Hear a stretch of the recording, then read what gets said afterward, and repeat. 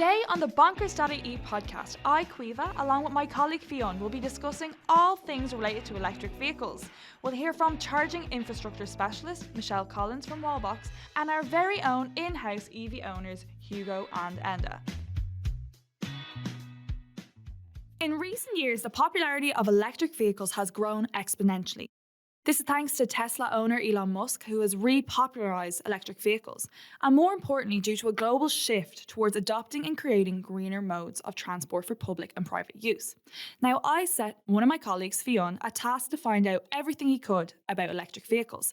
So first off, welcome to the podcast, Fionn. I'm glad to be here, Caoimhe. Thanks for having me on. I'm delighted to have you, and you know what? I'm really excited to be blown away by some EV facts. So let's get started. Can you tell me, where does the Irish government stand in relation to the uptake of electric vehicles? Sure thing, Caoimhe. So electric vehicles are actually a very key part of the government's climate action plan. So they actually have plans to have just under 1 million electric vehicles on the road by 2030. That's a lot. That's very ambitious. But this has got to do with reducing the amount of emissions and everything that we're releasing, right? Of course, yeah. It's a very easy way to cut the emissions. There is very promising figures coming out. So in 2022, there was 15,000 electric vehicles registered, which was an 81% increase on 2021.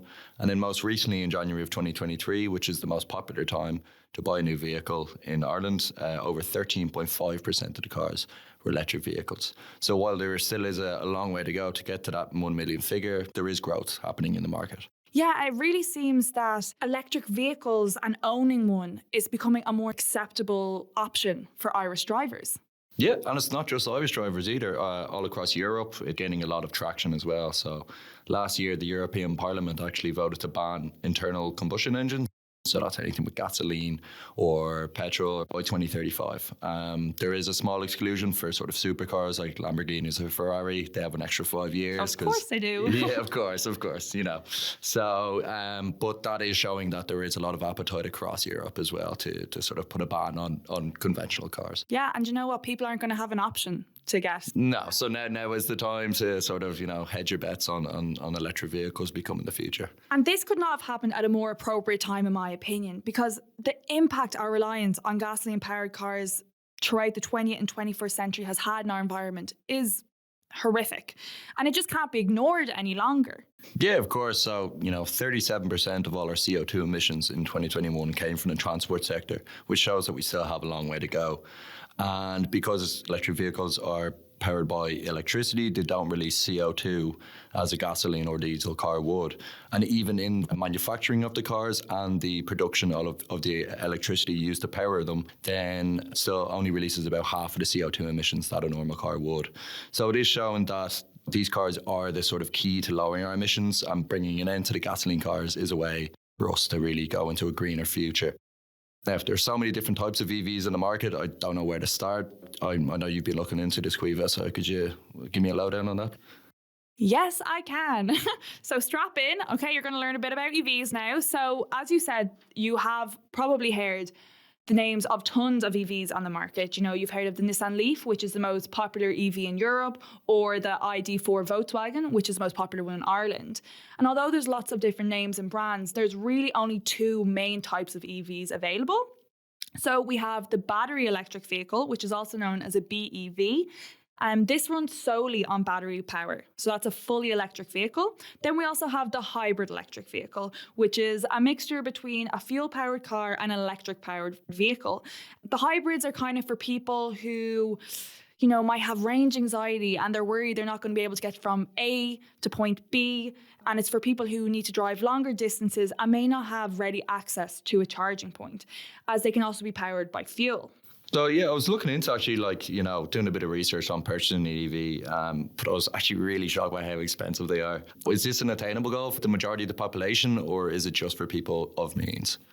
Yeah, unfortunately, I would say it's probably not an attainable goal for the majority of people at the moment. Definitely not for me, anyway. It's true, one of the downsides of an electric vehicle is that they do carry a more expensive price tag than their gasoline counterparts. The price of an EV can range anywhere from 30 to 60k. And seeing that the median income in Ireland is around 30k for people under the age of 50, it's no surprise that the cost of these vehicles may put them out of reach for many people. And in fact, according to a study done by the Central Statistics Office, 2/3 of all the respondents said the cost of EVs was the biggest sort of blocker to them owning one. Thankfully, though, there are a number of incentives available to help encourage people to switch to EVs, such as the vehicle registration tax relief, which is available on certain types of battery electric vehicles. You can also avail of toll reductions, which you can receive a discount of up to 75%. But this scheme is going to run out in June, so people just have to keep an eye on that. BEVs also qualify for the lowest tax band of motor tax, and you can also end up saving a lot of money on your car insurance as well. So you can see that the government are doing things to incentivize people to purchase an EV. But the biggest savings that can be made when purchasing an EV comes from the available grants that the Sustainable Energy Authority of Ireland has. So there's a lot of grants available, is there? Yeah, so the biggest grant would be the BEV grant, and it is up to €5,000 is provided for people who are trying to purchase a new battery electric vehicle. However, just to note, it has to be a fully electric car and it can't be a hybrid. And this grant will be reducing in the summer of 2023 as the government are actually going to be pouring more money into public charging units. But we'll have more on that later.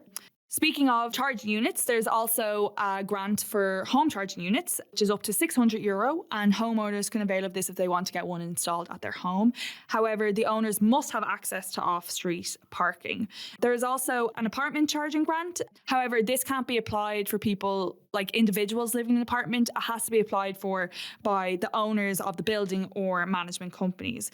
If you find yourself, Fionn, that you can't avail of any of these ones that I've just listed, or you're not sure what category you fall under, you can contact the Sustainable Energy Authority of Ireland through their website and discuss what options you do have regarding EV charging units. To learn more about home and public charging units, I spoke to Michele Collins, Senior Account Executive in Ireland of Wallbox, a global company that installs chargers at people's homes and in public places. Welcome to the show, Michele. Thank you so much for having me, Caoimhe. It's great to be here. I'm Michele. I'm working with Wallbox, and essentially my job is to distribute our chargers in the Irish market. So one of our main focuses was on design. So not only does it work really well, but it looks really nice on the side of your house, which people are quite passionate about. Also that it was easy to use, so people shouldn't have any manuals, etc., and that it was a smart charger. So you had an app that can control your charger and that it's connected to the internet as well. With the app on your phone, does it tell you how charged your car is? Not exactly. You can schedule charge sessions. So a lot of people would say a night tariff might be charging at nighttime. So you can come home, plug in your charger and say schedule the charge session to start at 1 a.m. in the morning, or say 11 p.m. at nighttime, and then it would charge throughout the night. Excellent. And it's not just domestic charging that your company provides charging points for, is it? What other realms are you also working in? Exactly, Caoimhe. So when we think of charging, we have to kind of break it down into 3 areas in which we're doing charging sessions. So as I mentioned, Wallbox, his main focus was the Pulsar Plus in domestic charging. So domestic charging is in your house, probably where about 80% of the charging happens. So this, just to give you an idea of kind of, it's about changing your habit. So rather than thinking I need to charge my car really quickly, we would say bring your car home after a day in the office, you plug in, and then you're charging for about 6 to 8 hours throughout the night. The second type, I guess we would say, is semi-public charging. So maybe you have, say, enough charge to get around some of your tasks for the day, but maybe you're going into the office and you have some chargers there. So you could say, right, I didn't charge last night, but I have enough to get into the office, and your car is parked for between 1 to 3 hours at a time. The final kind of area we would say is public charging. So maybe a lot of people know about the EasyGo network or ESB cars or Ionity. And these are kind of your more what you would be accustomed to if you're driving a fuel car. So you go to a charging station or a garage and you're kind of trying to fill up your car as quickly as possible. So this would be 15 minutes. So these are called rapid chargers. So I think maybe some people have in their head that I want a rapid charger in my house because I want to charge my car in 15 minutes. this is near on impossible because you'll never have that much energy, or you'll be using the whole of the energy for the whole street. So these rapid chargers are very specific units, and they're kind of more your traditional filling station feel to them. Wallbox launched their rapid charger in 2021. It's called Supernova, and we'll be hoping to help deploy some of those units in Ireland. So if you're not charging at home, you feel comfortable going around and charging at one of these charging stations. I definitely myself didn't realize how many different types of charging points that there are. So building on that, what is involved in installing a wall box charger at your home? So this is where we want to kind of encourage people to do their charging. A couple of things to consider at the moment in Ireland, there's a €600 grant for the home charger. You don't actually have to be an EV owner to avail of the grant, which is amazing, because before you actually had to have your EV and you would have to send in your registration. So nowadays you go on to the website, the SEAI website, you go into the grant section, EV home grants, and then you can see it's a simple how to apply. So you would send in your application form. They get back to you with the letter of intent. And that's when you contact, say, an EV charging specialist. So we call them maybe more like a CPO, which is a charge point operator. They have all of the qualified electricians, which is a essential part of the grant. Although you can ask your local electrician to install a wall box, it is kind of a specialized enough process. So I would recommend going with one of our partners that have done all of the training, that can kind of talk you through how to use it. They're going to help you set up the app, etc. And they will also then help you send in the documentation to receive your €600 back from the government. What's really important about that, as you mentioned there, is that you need to apply for this grant before you get the wall box installed. So that unlike in some other countries where it's all on the installer, it's actually the homeowner who's involved in making the initial application.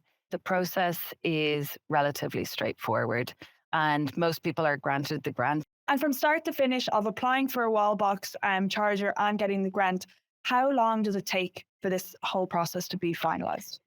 Usually, people, when they're getting their EVs, at the moment, there's been a little bit of a wait. So it's given people that kind of time to say, okay, my EV is coming on X date.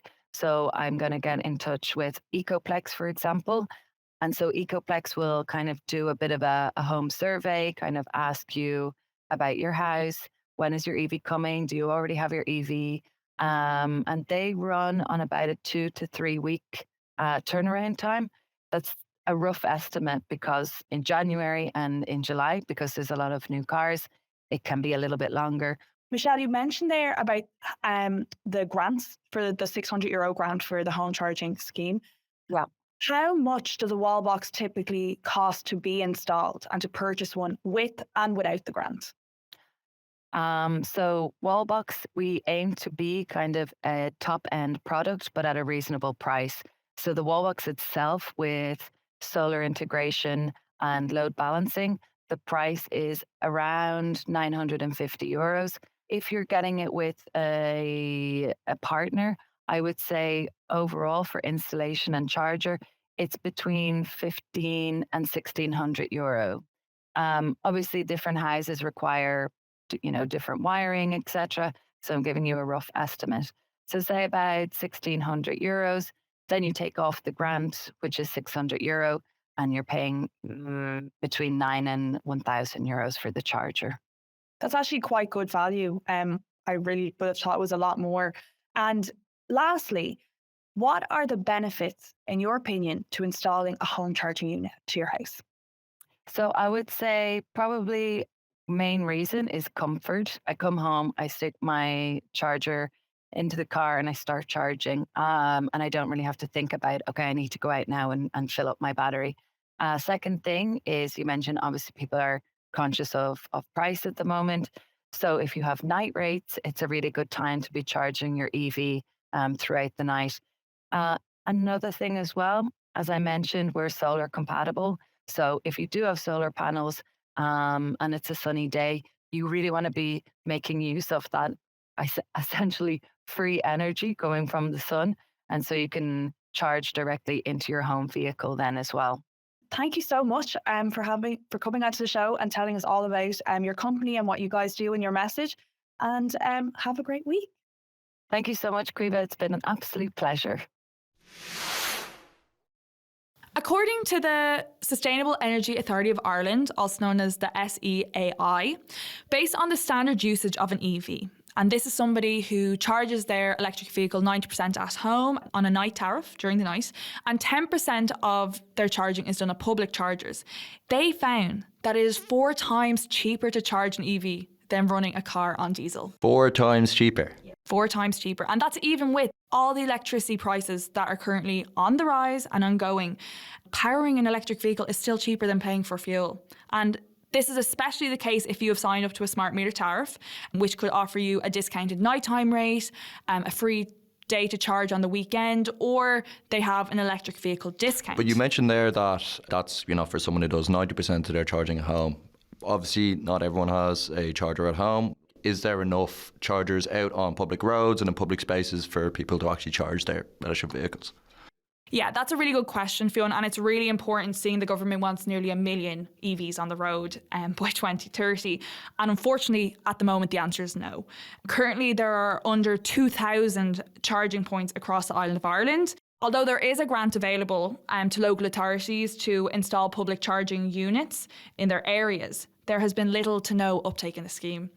In fact, rather disappointingly, absolutely no charges have been installed since it was first announced, that scheme in 2019. No surprise there. Yeah. So I think the government took this on board, and to ensure that the rollout of charging points is sufficient, they have recently announced this January a €100 million electric vehicle charging infrastructure strategy. And this aims to see public charging points be installed every 60 kilometres along the motorway, at taxi ranks, tourist sites, hotels, hospitals, just to name a few places, so that people are able to access charging points wherever they are, no matter what type of accommodation they have.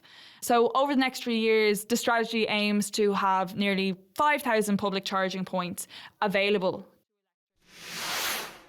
Speaking of electric vehicle owners, I scoured the bonkers.ie office to find if we had any EV owners of our own, so that I could get the inside scoop on owning an EV. The good, the bad, and the ugly.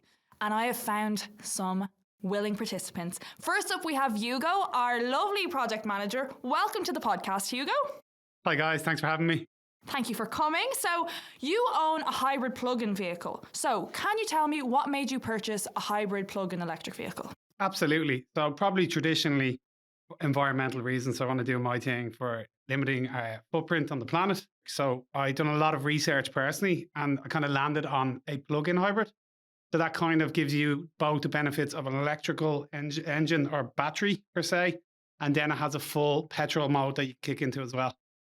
And what's the reason you decided to get a hybrid rather than a fully electric car? Is it because you were worried you wouldn't be able to get from point A to B? So there was a combination of reasons, but yeah, that was the main one. So at the time I was living in Hope, there wasn't many charging points. So I wasn't in a position to put a box in on the wall. We'd bought a house on a public road. So the box, it's impossible to put it in. So what we decided then is that we'd buy something that would be a range of both electric and the engine. Feasibility just wasn't there to buy fully electric. When I did a lot of research, you're looking at Tesla, it's a bit upmarket, very expensive. So kind of the other models, the battery kind of isn't there in regards to technology yet. So that was a big kind of pusher in regards to why I wanted to go with the plug-in hybrid, because the aim was to try use as much electricity as possible and only have the engine as a failsafe. Okay, so you've just mentioned there that you're not able to get a charging point put on your house and you're considering charging your electric vehicle through your window. Where do you charge now if you don't have the plug-in facility at your home? It's a great question. So now that I'm living in Dunleary, there is a couple of charge points. But what we've actually found now is we're using a USB charge point, depending on the power, in regards to how long it takes to charge. My battery usually takes 3 hours if you're using just a traditional 3.7 kilowatt one. So it's actually working out now that it's nearly twice as expensive to charge my battery. So now it's becoming unfeasible. The kind of big thing now is I'm looking at smart meters. This is the reason why we want to hang out the plug out the window and charge from home, because we want to avail of all the amazing smart plans that are out there, which is free weekenders or night boost plans. So really, that's what I'm trying to lean into. Kind of the feasibility of the plug-in charge points around the city, just not for me. As you were saying there, you use a public charging meter at the moment. What happens if someone's in the car park space or it's not free? What do you do? That's a big issue. So we use apps. You've got an ESB app. It usually gives you if the location is being used or free at the time. But the big problem is in Dunleary, it's so popular that you could be free. It's 2 minutes for me to spin the car around. And then all of a sudden there could be someone parked in it that doesn't even have a charger. It could be that someone's just taken the charger. So it's, again, there's that kind of unsurety around when you're actually going to charge a car. So I want complete control by buying this plug that I can hang out the window. Obviously, there's some safety issues that just need to be ironed out because it's on a public path. Yeah, robberies. Yeah, that as well. Yeah. And so one of the biggest things about electric vehicles is they are super expensive. Now, were you able to avail of any of the grants to help you purchase it? Not grants, because for the car that I'm driving, it's a plug-in hybrid. I think grants are only for fully electric. But the big kind of driver for me was availing of these new smart tariffs.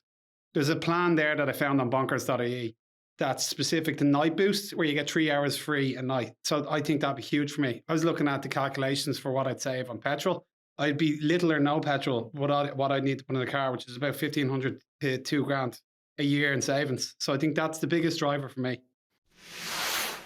So lastly, we have Enda, our Managing Director of Financial Services in bonkers.ie, who owns an ID4 Volkswagen, the most sought after EV in Ireland. So welcome to the podcast, Enda. Thank you, Caoimhe. Great to be here. I'm delighted you've had time to squeeze us in. My first ever podcast. Now, welcome. Now, we just had HUGO on the podcast and he was telling us all about his hybrid vehicle.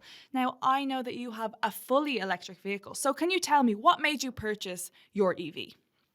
Yeah, I just wanted to get into an electric car and just move away from burning fossil fuel. I know that sounds kind of highfalutin, but it's true. I had a hybrid car in the past and I really got a feel for how good electric cars can be because some of the time it would drive as an electric, but I just wanted to go full electric. And have you found a big difference between the hybrid and the fully electric vehicle? Oh, yes. They're way faster. That's how you go. Yeah. On a lighthearted note, electric cars are just so much fun to drive. They're just so responsive. You'll be first away from the lights if you want to do that type of thing. You'll beat every boy racer in town if you want to do that. But it's just a nice way to drive. And also in the back of your head, you're not burning any fossil fuel. So there's actually a bit of fun in driving an electric car, believe it or not. So EVs are known for being very expensive. So were you able to take advantage of any of the grants that are available and the incentives? Yeah, so when you buy an electric car, the grant is, the price you pay is after the grant for purchasing it. So, and yeah, my perception was always that they were way more expensive. But in advance for this, I did some research, and it kind of if you compare like with like, say between an electric type of car and the equivalent petrol or diesel, and when you factor in that electric cars are all automatic, so if you compare that, I was quite surprised that the difference in price isn't as bad or isn't really there the way it used to be. So I have an ID4 Volkswagen, the equivalent combustion engine is a Tiguan, and the automatic version is the same price as the electric car. So that was quite surprising.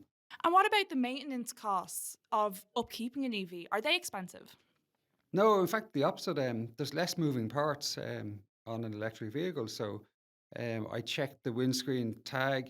The first service is due at 30,000 kilometers. Like there's no engine oil or filters or spark plugs. There's none of that stuff to do. So really, every 30,000 kilometers, I think they check the brake pads and tires, that type of thing. So day-to-day running expenses are way less. Now, did you find any negativities about owning an EV, such as maybe charging? Like, do you charge at home or do you find it difficult to find chargers in public places? I think most people would. I think the term was range anxiety that people had as well too. And maybe it's different because I'm living in a city, but it's really not an issue in a city because, you're pretty much close to charging points all the time. So no, I haven't found that an issue. There happens to be a public charging point about 100 meters from where I live, purely by coincidence. And I have applied for the home charger grant. and I will get a charger at home just for kind of emergency top up as well. So, Enda, you're really selling electric vehicles to me. You know, they don't make any noise. They have very few moving parts, so little maintenance. But are there any downsides to your particular EV that you found? Yeah, well, actually, like whereas the company who makes the car I have are fantastic motor engineers. They're not great software engineers, so it's a well-known issue with this particular brand of car that the touch screen, the software is just it's laggy, it's kind of slow, it doesn't feel as slick as some other maybe more established electric cars. It's a minor point, but that's kind of the one thing I've noticed. And every so often you get funny little warning lights that just come on and go away by themselves. So I Googled online, that's a known issue with these cars. So they're not software engineers, they're brilliant vehicle engineers, but I'd assume that they'll get better at software engineering in the future. Okay, great. And so, lastly, Enda, do you have any final notes about electric vehicles or electric vehicle charging that you want to share with us? I was always curious to find out were they more expensive to run, because you're replacing diesel or petrol with electricity. So the car tells you how many units of or kilowatt hours per 100 kilometers, which is the same as miles per gallon or liters per 100 kilometers. And then when you multiply it out, I was pleasantly surprised to discover that the running costs before electricity prices went up were about 30 to 40% what it would be for fuel. And now it's about 50%. But if you have a home charging unit and you have a smart meter, you should switch to a smart tariff, because the new smart tariffs that are coming out have nice things such as free Saturdays or Sunday chargings and definitely off-peak charging. The best time to charge your car when you're asleep, because you plug it in, it's cheaper if you have a smart tariff. It's about a fifth or a quarter of what you'd pay during the peak time. And you have the added benefit of knowing that because your car is charging at 3 o'clock in the morning, it's pretty much guaranteed to be wind power that's powering your car. So if you're really keen on the green part of it too, that's a really nice bonus. So you're charging your car while you sleep for about a quarter of the price that if you charge it during the day, and you know that it's good, clean, renewable power. So what's not to like about that? Thank you, Enda. That is excellent. Thanks for coming on the show today. Thanks, Kiva. Delighted to be here. Before we go, we're going to wrap up the podcast with our myth-busting section. Now, I found out what the most common questions asked about EVs are, and now I'm going to put Fionn's knowledge to the test again to see what he really knows. I don't know anything. So, Fionn, are you ready to test your EV knowledge? Yeah, let's go for it. Okay, so here we go with our true or false. True or false? EVs break down more compared to gasoline-powered vehicles. Well, that's the main criticism I've heard of EVs, so I'm going to have to go with true on that. False. What? Yeah, so because electric vehicles have fewer moving parts compared to a gasoline-powered car, they are less likely to break down or have issues. However, if your EV does break down on the side of the road, I have a top tip for you. You may need to use a flatbed truck or trailer to tow your car away, as it could get damaged if you just tow it. So you can't tow it, really? It depends on the vehicle. You'll have to check. Okay. So next, true or false? You can get electrocuted driving through the rain. As much as I'd like it to be true, I'm going to have to go with false on that one. And you are correct. And thank God, because we live in Ireland and it rains about 300 days a year. Now, although we know electricity and water don't mix well together, electric vehicles are required to meet and comply with international safety standards. So they are designed to be safe in water, even if they're fully submerged. So if you get stuck in a flood, a top tip is just to make sure you've run your brakes to make sure that there's no water stuck in there. Okay? So next, true or false, electric vehicles make no noise. I know they make a lot less noise than normal cars do, but I don't know if it's absolutely no noise, so I'm going to go with false on that one. So this is a bit of a trick question. So it's technically true and false. Okay. So as EVs are powered by electric engines and not combustion engines, they make little to no noise, so you won't be hearing any revving, okay? But because they are so silent, they actually pose a danger, especially to cyclists and passerbys. So EVs have now started being built with noise features that will make a continuous sound when your EV hits a certain speed in order to protect pedestrians and cyclists. Okay, so there's always one trick question in there anyway. I know, I have to test your I knowledge. can't trust you, Caoimhe. Lastly, true or false? Car insurance is more expensive for an EV. Like, that's what I've heard from a lot of people as well that, have been thinking of getting one. So I'm going to go with true on that one. Actually false. Now, I can see where you got that idea because initially when EVs came onto the market, they were more expensive to purchase insurance for, as insurers were unsure about how much it would cost to fix them and how likely they would be to break down.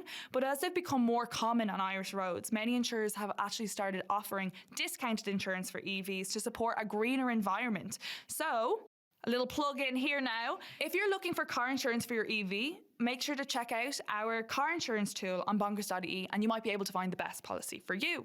So now, Fionn, that brings us to an end of our true or false round. So well done. So how did I do? I wasn't keeping track. I did badly. Pretty well, I would say. Yeah, I think I got like 2 right. Okay, that's not bad. Yeah, it's not too bad.